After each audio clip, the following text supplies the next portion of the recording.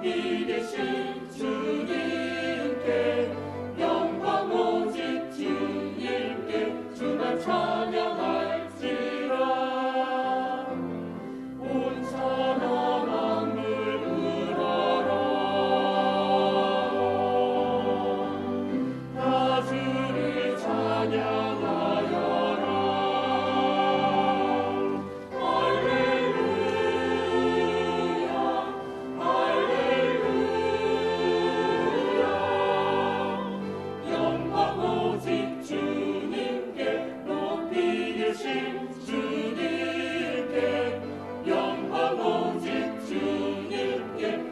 찬양할지라. 주은혜 받은 왕이라. 앞으로 경배하여라. 할렐루야 할렐루야.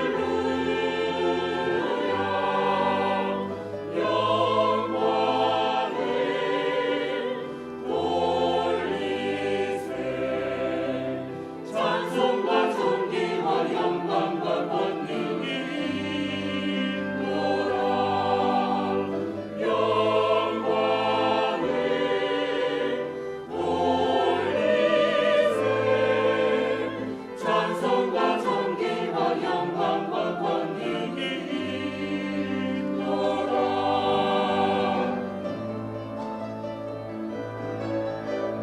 영광 오직 주님께 높이 계신 주님께 영광 오직 주님께 찬양할지라.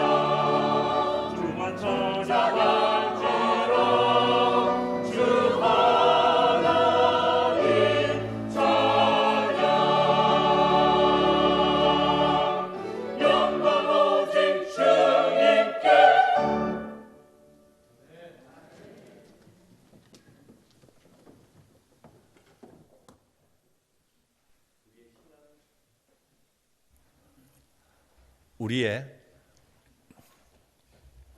우리의 신앙생활 중에서 가장 중요한 것 중에 하나가 성경을 살아계신 하나님의 말씀으로 믿는 것입니다.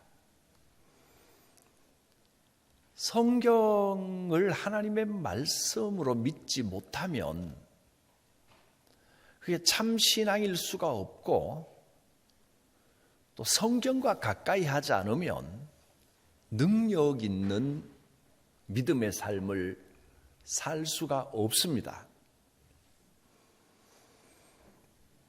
히브리서 오늘 본문에 앞서서 4장 2절 말씀에 보면 이렇게 말씀을 합니다. 그들과 같이 우리도 복음 전함을 받은 자이나, 우리가 복음을 들었지만 들은 바 그 말씀이 그들에게 유익하지 못한 것은, 말씀이 신앙생활에 유익이 되지 못하고 능력이 안 나타나고 복음을 듣기는 들었는데 믿는지 안 믿는지, 믿는 것도 아닌 것 같고 안 믿는 것도 아닌 것 같고 비실비실하게 살아가는 것은 왜 그러냐 하면,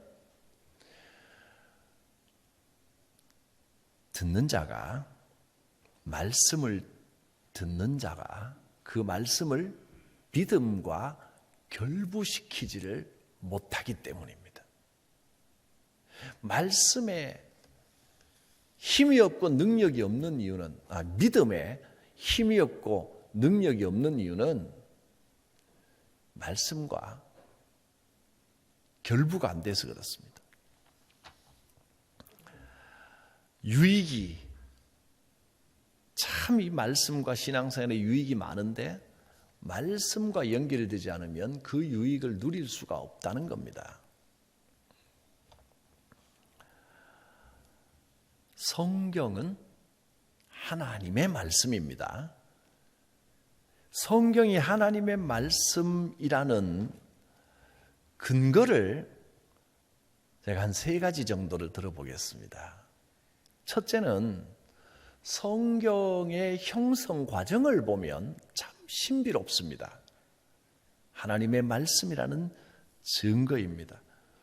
성경 전체가 형성되고 또 편집되고 수집되고 하는 과정이 약 3,000년 내지 4,000년이 걸렸습니다.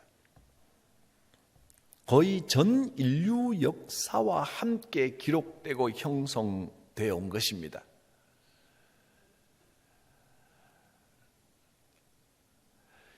그런데 성경은 그토록 고대부터 그토록 오랫동안 지내오면서 그 내용이 거의 원본하고 차이가 없이 우리 손에 지금 들려 있습니다. 이건 기적과 같은 일입니다. 성경 원본은 66권 중에 하나도 남아있지 않습니다. 다 워낙 고대이기도 하고 또 이 성경은 이 책이라고 하는 물질로 된 게 중요한 게 아니고 내용이 중요한 겁니다. 그 메시지, 하나님은 성경 책 자체는 하나도 남김없이 다 없애버리시고 그 내용은 사본을 통해서 변함없이 보존되어 우리의 손에까지 오게 하셨습니다. 사람은 자꾸 외형에 집착하는 성향이 있어서 성경 원본이 남아있으면 뭔가 원본의 어떤 신비로움, 그 물건의 능력 이런 데 자꾸 집착을 할 겁니다. 그런데 성경이 하나님의 말씀인 것은 책의 능력이 아니라 그 내용의 권능입니다. 그 내용을 그대로 우리에게까지 전달이 되었고 우리가 가지고 있는 이 성경은 거의 이 문장이 조금씩 이제 그 필사하는 과정에서 변화됐을지는 몰라도 그 뜻과 메시지는 고스란히 우리 손에 전해졌습니다. 이렇게 완벽하게 보존되어 우리에게까지 전해지고 있다는 것은 정말 신비로운 일입니다. 두 번째는 일치의 신비입니다. 성경 66권의 저자들은 굉장히 많이 다른 사람들입니다. 기록된 시대도 다르고 기록된 상황도 다르고 기록된 문학 장르도 다르고 각계각층의 사람들이 온갖 상황 속에서 여러 가지 특성을 가진 책으로 기록을 했는데 이렇게 다양한 책들이 그 추구하는 핵심 내용이 통일성을 이루고 딱 한 곳을 향하고 있다는 것은 놀라운 일입니다. 성경 전체는 예수 그리스도를 향하고 있습니다. 예수 그리스도의 구원의 역사, 예수님이 곧 주인공입니다. 이런 다양성을 가진 책이 이렇게 놀라운 통일성을 가진 일치를 보이고 있다는 것은 이것이 하나님의 말씀이 아니고서는 불가능한 일입니다. 성령께서 영감을 주셔서 쓰게 하셨기 때문입니다. 세 번째는 영향력의 신비입니다. 이 땅에 존재하는 거의 모든 책 중에 제일 오래됐다고 볼 수 있는 이 성경이 지금까지도 모든 방면에서 변함없는 영향력을 발휘하고 있습니다. 각계각층의 사람들의 인생을 변화시키고 사회를 바꾸고 나라를 통째로 변화시키기도 했습니다. 수많은 변화의 권능들이 있었습니다. 성경의 이 놀라운 영향력을 볼 때 하나님의 말씀이 아니고서는 있을 수 없는 일입니다. 이 모든 것이 성경이 바로 하나님의 말씀이기 때문이고 하나님의 말씀이라는 증거가 되는 겁니다. 지금까지도 우리의 삶 가운데 이 말씀이 실제로 살아 역사하시는 능력이 됩니다. 오늘 본문 12절 말씀을 보면 하나님의 말씀은 살아있다. 살아있고 활력이 있습니다. 생명력과 운동력이 있다는 겁니다. 하나님의 말씀은 살아있고 활력이 있어서 좌우에 날이 선 어떤 검보다도 예리하여 혼과 영과 및 관절과 골수를 찔러 쪼갭니다. 우리의 생각만 바꾸는 게 아니고 생각에만 영향을 주는 게 또 감정에만 영향을 주는 게 아니고 혼은 생각과 감정입니다. 여기에만 영향을 주는 게 아니고 영적인 변화를 가져옵니다. 생명수가 부어지고 뿐만 아니라 관절과 골수, 우리의 몸입니다. 육신에도 영향을 미칩니다. 말씀의 생명력이 몸의 강건함을 회복시켜주고 병마를 쫓아내는 역사가 있습니다. 또 우리의 마음의 생각과 뜻을 우리가 성경을 판단하는 게 아니고 성경이 우리를 판단하시면서 인도해 나가십니다. 성경에는 이런 권능이 있습니다. 생명의 능력, 생명을 주는 말씀입니다. 여러분, 츠빙글리라는 이름을 들어보셨습니까? 영어식으로는 울리히 츠빙글리. 이 사람이 스위스 사람입니다. 스위스가 영어도 쓰고 독일어도 쓰고 이태리어도 쓰고 여러 가지 언어를 쓰는데 스위스 쪽의 발음으로는 울드리히 츠빙글리 이렇게 부릅니다. 츠빙글리 혹은 츠빙글리라는 이름을 들어보셨는지 모르겠습니다. 오늘 이 기회에 꼭 알아놓으십시오. 스위스의 종교개혁자입니다. 보통 우리가 종교개혁자면 루터, 칼뱅은 잘 아실 겁니다. 그런데 츠빙글리까지 세계 3대 종교개혁자로 불립니다. 이 사람은 어떤 일을 했느냐 하면 종교개혁을 하려고 작정하고 나선 게 아니고 스위스의 대표적인 도시 취리히에서 성경을 있는 그대로 가르치기 시작했습니다. 그러니까 성경에 여러 가지 다른 해설을 많이 붙이는 게 아니고 성경을 읽고 성경 해석, 성경을 그대로 강해해서 해석하는 설교를 했습니다. 당시 가톨릭 교회는 일반 평신도들이 성경을 읽지 못하게 했습니다. 성경을 함부로 읽으면 신성모독이고 또 그래서 큰 죄로 다스렸습니다. 또 사제들이 성경을 강론할 때도 평신도들은 알아들을 수 없는 라틴어로 강론을 했습니다. 그러니까 평신도들은 성경을 들을 기회가 아예 없는 겁니다. 그러니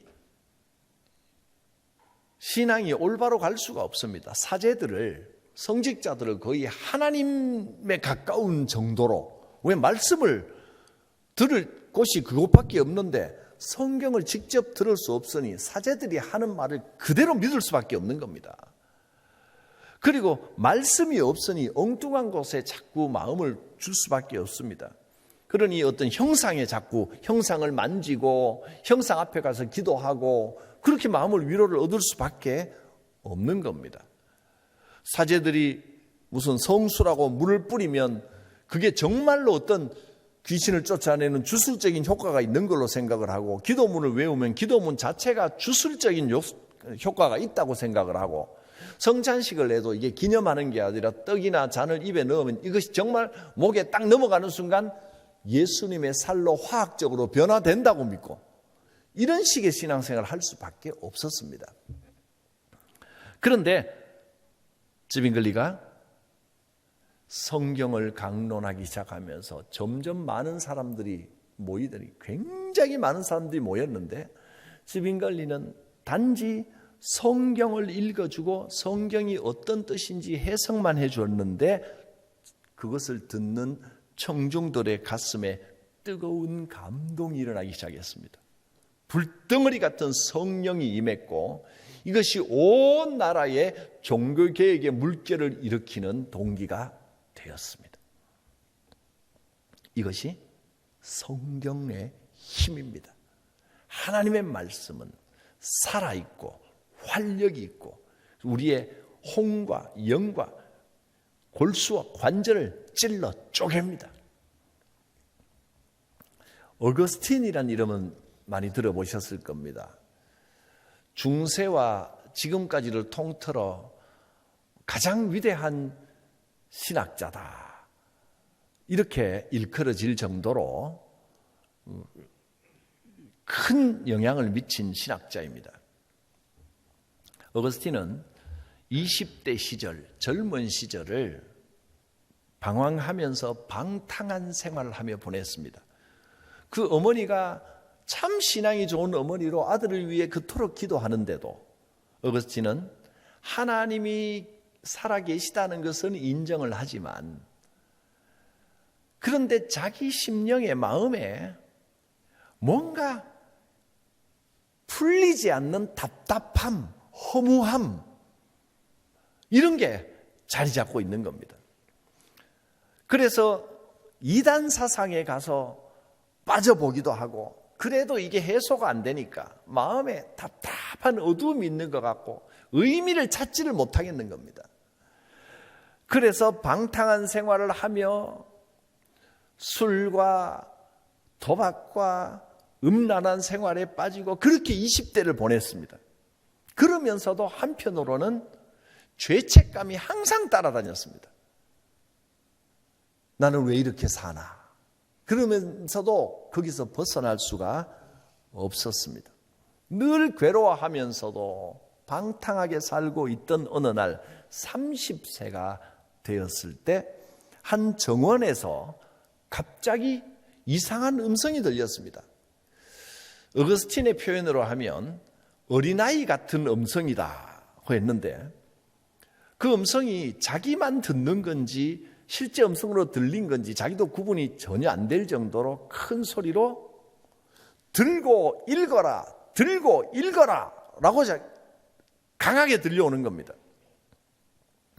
그래서 그는 무작정 성경을 찾아가지고 일단 아무데나 폈습니다.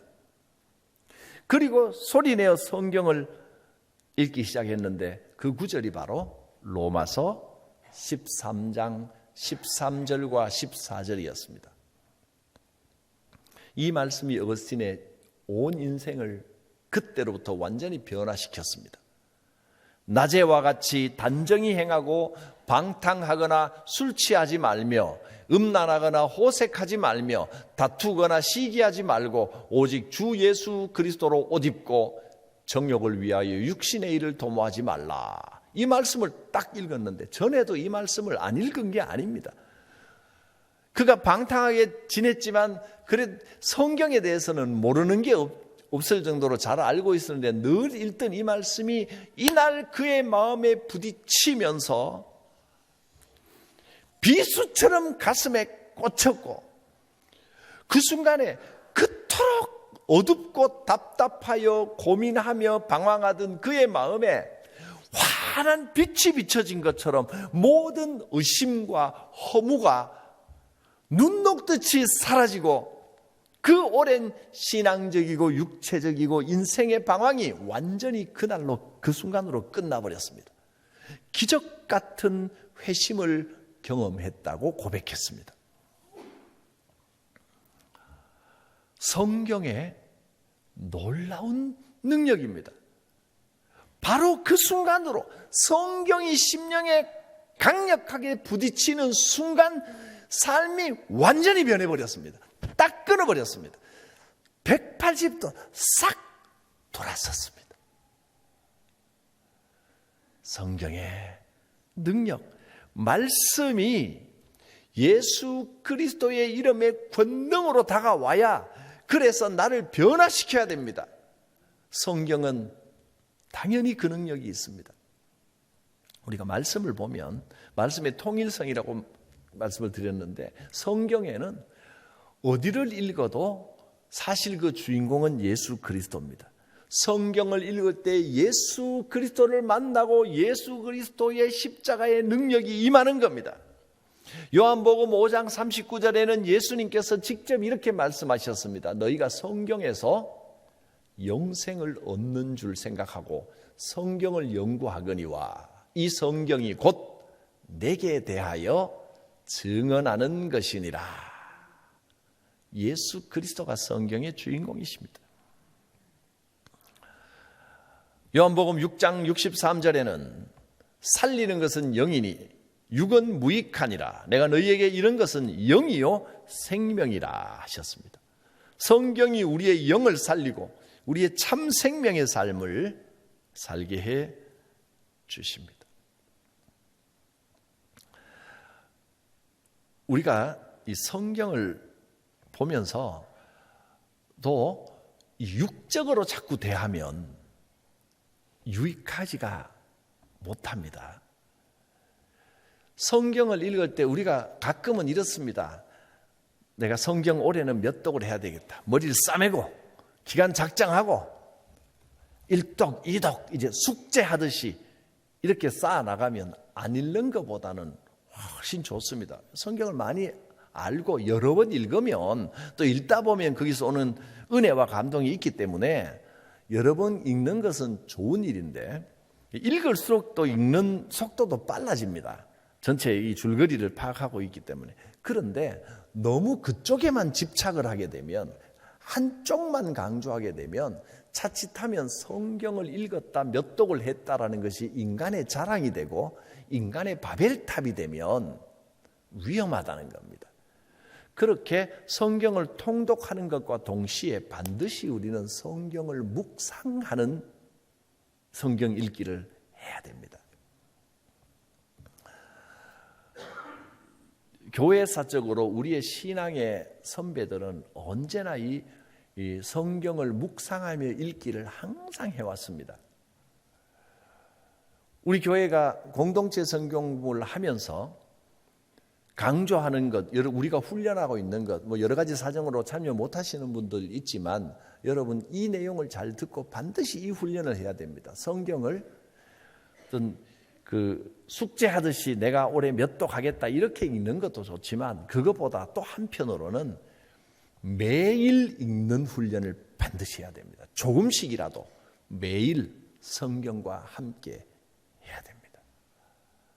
그래서 막 머리 싸매고 1독, 2독 다 하고 그 다음에 이제 해냈다 하고 또 잊어버리고 있다가 몇 달 있다가 또 작정하고 좀 읽어야지 하는데 이렇게 또 막 계획 잡고 읽고, 그런 읽기와 동시에 묵상하기를 반드시 해야 됩니다. 이 공동체 성경공부를 통해서 하는 훈련이 우리의 삶 속에서 조금이라도 단 한 구절, 두 구절에 한 문제, 두 문제를 풀어가더라도 매일 성경을 보자는 겁니다. 이 훈련을 해야 성경이 영적으로 다가옵니다. 또 두 번째는 성경이 나를 가르치고 인도해야 됩니다. 내가 자꾸 성경에다가 내 생각을 갖다 붙이는 것보다 성경이 내게 말씀하신 바를 듣는 훈련을 해야 됩니다. 그래서 여러분 공동체 성경공부를 통해서 느헤미야하고 많이 이제 친해지셨을 겁니다. 몇 주간 이제 했는데 느헤미야서가 오늘날 나의 삶과 우리 교회의 상황과 어떤 것이 닮아 있고 성경이 오늘 우리에게 어떤 것을 하라고 말씀하시는구나, 이걸 우리가 함께 모여 토론하며 공부하는 동안 깨닫고 느껴 가실 것입니다. 1장, 2장, 3장 이렇게 전체로 성경을 보면서 성경이 말씀하시는 바를 들어야지 한 구절, 두 구절 빼가지고 나한테 유리하도록 내가 내 생각을 거기에 집어넣어서 내 뜻대로 해석을 해버리면 말씀이, 하나님이 주시고자 하는 말씀이 와서 부딪히기가 어렵다는 겁니다. 그래서 이 두 가지 훈련, 매일 말씀과 함께하기. 두 번째는 말씀이 들려주시는 의미를 듣기. 이 두 가지를 꼭 해야 됩니다. 그러면 이것이 이제 1년, 2년만 하고 나면 분명히 이건 뭐 확실합니다. 삶의 놀라운 변화가 반드시 일어납니다. 아니 1년, 2년까지 안 가도 그러면 뭐 완전한 역사들이, 말씀의 역사들이 막 일어나리라고 저는 확신합니다. 거기까지 안 가도 여러분 두세 달만 해도 성실히 하신 분들은 말씀에 이런 역사가 있구나, 이런 능력이 있구나, 말씀이 날 이렇게 변화시키는구나 반드시 느끼게 될 것입니다. 성경은 영과 진리의 말씀이고 생명의 말씀이고 지혜와 축복의 말씀입니다. 성경을 읽고 듣고 지키면 반드시 하나님의 복이 임합니다. 요한계시록 1장 3절에 이 예언의 말씀을 읽는 자와 듣는 자와 그 가운데 기록된 것을 지키는 자는 복이 있나니, 이 복을 누리시는 은혜가 있기를 바랍니다. 말씀을 읽고 듣고 지키면 반드시 하나님의 복이 함께 하십니다. 성경은 지금도 우리 삶 가운데 살아 역사하시는 살아있는 말씀입니다. 놀라운 운동력을 가지고 있습니다. 말씀, 이 말씀이 육신이 되어 우리 가운데 거하신 것이 예수님입니다. 요한복음 1장 14절에 말씀이 육신이 되어 우리 가운데 거하시니 은혜와 진리가 충만하더라. 말씀이 육신이 됐다는 게 어떤 의미입니까? 또 이 말씀으로 온 천지 만물을 창조하셨습니다. 말씀이라고 하는 것이 여러분 말씀이 뭘까요? 말씀이 지금 나오는 이 소리, 음성, 들리는 게 말씀입니까? 들리는 게 말씀이다? 그렇지 않습니다. 들린다고 다 말씀이 아닙니다. 라고 했다면 제가 일부러 한 겁니다. 이 재치기가 말씀입니까? 말씀이 아닙니다. 그냥 소리일 뿐입니다. 콜록콜록 하는 건 기침이지 이건 말씀이 아닙니다. 말씀은 의미가 담겨 있어야 말씀입니다. 말씀은 뜻입니다. 뜻. 음성에, 소리에 담겨 있는 뜻이 말씀입니다. 그럼 이 책에 있는 말씀, 편지로 써진 말씀, 이건 뭡니까? 글자가 말씀이 아닙니다. 이 글자에 담겨 있는 뜻이 말씀인 거예요. 하나님께서 천지를 창조하신 것은 글자로 창조하셨습니까? 음성으로 창조하셨습니까? 음성도 글자도 아닙니다. 하나님의 뜻이 천지 만물을 창조하신 겁니다. 하나님의 뜻이 육신이 되어 우리 가운데 오신 겁니다. 예수님입니다. 그래서 헬라어 성경에는 말씀이 육신이 되어 또 태초에 말씀이 계시다는 이 말씀이 뭐냐면 뜻이라는 뜻, 하나님의 뜻, 로고스입니다. 로고스. 월드가 아닙니다. 이 말 또는 보이스, 음성이 아닙니다. 로고스입니다. 하나님의 뜻이, 하나님의 메시지가 천지를 창조했고 하나님의 뜻, 하나님의 메시지가 우리 가운데 오신 겁니다. 하나님의 메시지가 이 성경에 담겨 있습니다. 성경을 읽으면 하나님의 뜻이 우리에게 들어옵니다. 하나님의 메시지가 들어옵니다. 그래서 하나님의 말씀을 들었고 하나님의 말씀을 읽으면 감동을 받습니다. 기록된 문자나 음성이 아니라 하나님의 의지, 하나님의 마음이 전달이 되는 겁니다. 그 하나님의 의지가, 하나님의 뜻이, 하나님의 마음이 강팍한 우리 심령을 녹입니다. 아무리 강팍한 심령도 말씀을 듣고 정말로 하나님의 글자가 아니라 하나님의 말씀을 들으면 녹을 수밖에 없습니다. 음성이 아니라 말씀을 들으면 은혜가 임할 수밖에 없습니다.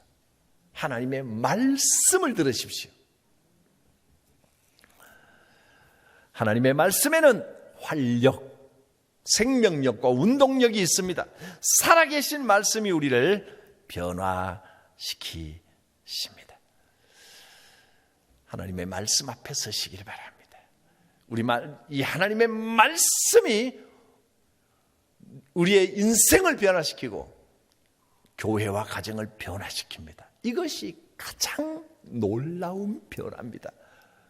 여러분, 신앙생활은 자꾸 어떤 프로그램을만 추구하면서 하는 게 아닙니다. 교회는 말씀으로 변화됩니다. 말씀, 이 운동력이 우리 교회를 삼키고 우리 인생을 삼키고 스빙글리의 말씀을 듣던 청중들, 또 어거스틴에게 일어난 그 변화가 우리의 삶에도 일어날 것을 믿습니다. 이제 14절과 15절 말씀을 한번 보겠습니다. 그러므로 우리에게 큰 대제사장이 있으니, 제사장이 하는 역할이 뭡니까? 죄가 많아서 죄지어서 하나님께 나아가지 못하는 백성들을 하나님과 만나게 해주는 역할이 제사장 역할입니다.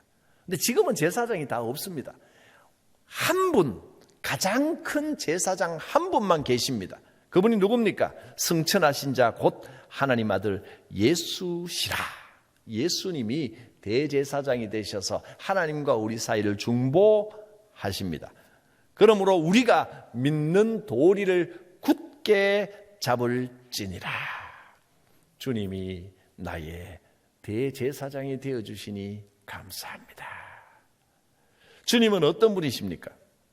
주님은 우리가 연약하다는 것을 다 아시는 주님이십니다. 15절에 우리에게 있는 이 대제사장 예수님은 우리의 연약함을 동정하지 못하실 리가 아니요 모든 일에 우리와 똑같이 시험을 받으신 죄는 없으시니라. 죄 없이도 우리가 경험하는 모든 것들을 일부러 다 경험하신 분입니다.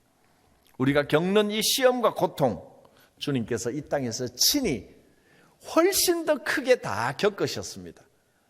우리가 당하는 조롱과 모함과 배신과 고난과 아픔, 수치 다 당하셨습니다. 예수님은 여러분의 형편과 사정을 다 알고 계십니다. 아무리 힘들고 어려워도 하나님의 말씀이신 예수 그리스도를 굳게 붙잡으면 절대 실패하지 않습니다. 예수 그리스도를 붙잡고 주님을 의지하고 성경 어디를 펴서 보십시오. 예수님이 보입니다. 그리고 16절의 마지막으로 담대하라 하는 말로 당부를 하셨습니다. 담대하라. 그러므로 우리가 긍휼하심을 받고 때를 따라 돕는 은혜를 얻기 위하여 은혜의 보좌 앞에 담대히 나아갈 것이니라. 예수님께서 우리 사정을 다 알고 계시고 하나님의 뜻과 하나님의 의지를 우리에게 주셨기 때문에 뭐가 겁나겠습니까? 예수님은 내 연약한 것을 다 알고 계시고 그 연약한 우리의 연약함을 다 알고 우리의 죄악됨을 다 아시는 예수님을 의지하여 하나님 앞에 나아가면, 담대히 나아가면 한없는 은혜를 부어주십니다. 하나님 앞에 나아가는 것이 그저 내 마음, 내 생각으로만 어떤 다른 우상 앞에 나아가듯이 뭐가 뭔지 모르고 그냥 떨리는 마음만 갖고 있는 게 아니고 하나님의 뜻, 하나님의 의지가 어디에 있다고요? 특별한 계시, 성경에 다 담겨 있습니다. 성경은 하나님의 뜻과 의지를 온전하게 전해주는 완전한 계시요, 하나님이 경륜을 따라 계획해 놓으신 특별한 계시입니다. 말씀을 통하지 않고서는 하나님을 만날 수 없습니다. 사람의 감정으로 기도하면서 내가 신앙이 좋다, 뜨겁다 해도요, 인간의 감정은 일시적입니다. 금방 식어버립니다. 또 인간의 감정은 자꾸 하나님이 원하시는 것하고 다르게 은혜의 자리가 아니라 자꾸 엉뚱한 데로 가버립니다. 개인도 그렇고 교회도 그렇고 역사도 그렇습니다. 중세시대의 잘못된 역사가 그것을 증거해 줍니다. 여러분, 우리는 말씀을 붙들어야 됩니다. 교회는 말씀이 있어야 됩니다.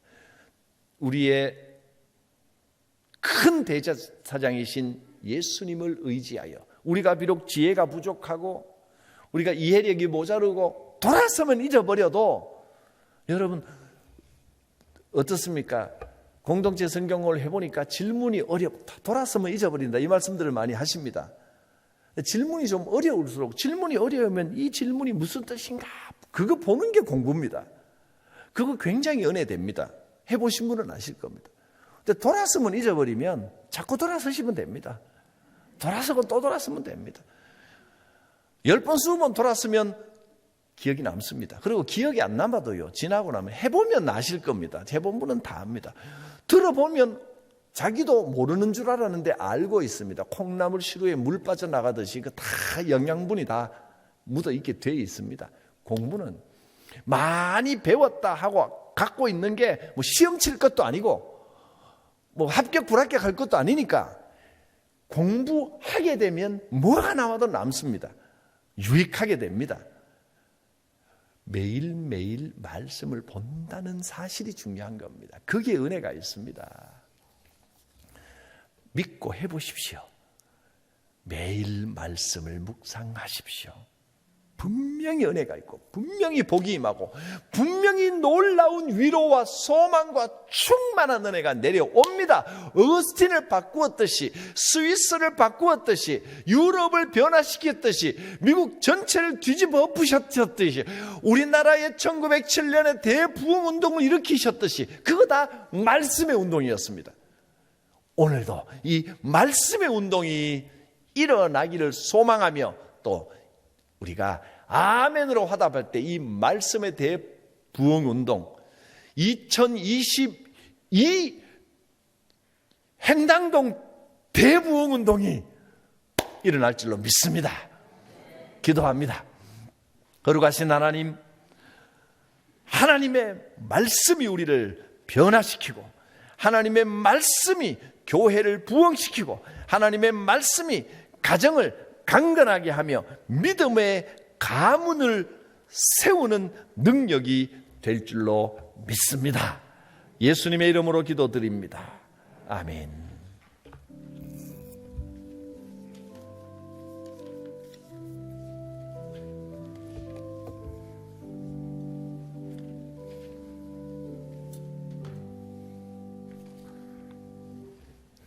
주신 말씀을 생각하시며 우리의 신앙을 사도신경으로 고백하겠습니다.